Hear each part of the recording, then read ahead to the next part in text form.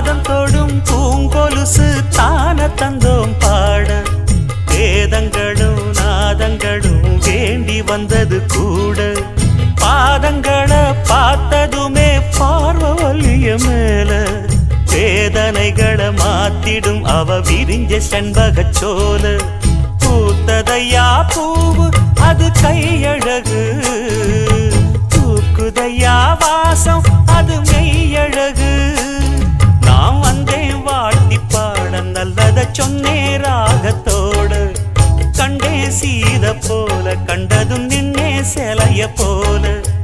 இந்திரலோகம் சந்திரலோகம் சுந்தரலோகம் போற்ற கலைவா